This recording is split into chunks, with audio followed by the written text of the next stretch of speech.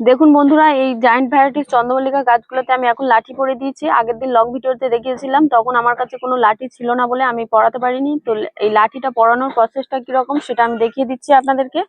তো আমি এখানে একটা লাঠি নিয়ে নিয়েছি। এই লাঠিটার মাপ হলো 3 ফুট থেকে 4 কড়া বেশি। তো এই লাঠিটা আপনারা কিভাবে পুঁতবেন, এই যে দেখুন এখানে গাছের যে ফাঁকা অংশটা আছে, ঠিক এরকম ফাঁকা অংশ থেকে আমরা গাছটাকে, ঠিক এরকম গাছের থেকে একটু গ্যাপ রেখে আমরা এই লাঠিটাকে বসাবো।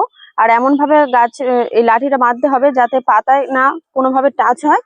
তো দেখুন আমি এখানে লাঠিটা রেখে দিয়েছি। এরপর আমি আস্তে আস্তে টবের মধ্যে দিয়ে দিচ্ছি।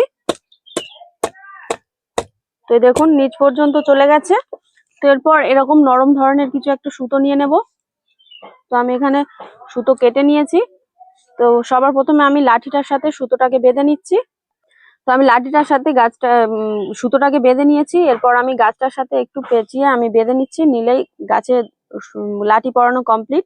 তো এবার গাছটা যত বাড়বে তত আমরা সেইভাবে লাঠিটাকে বাঁধতে থাকবো সুতো দিয়ে। তো গাছটা এরকম যদি বাড়তে থাকে, এরকম এরকম করে আমরা গাছটার সাথে লাঠিটাকে বেঁধে ফেলবো। তো ভিডিওটি যদি ভালো লাগে তাহলে অবশ্যই করে একটি লাইক করবেন।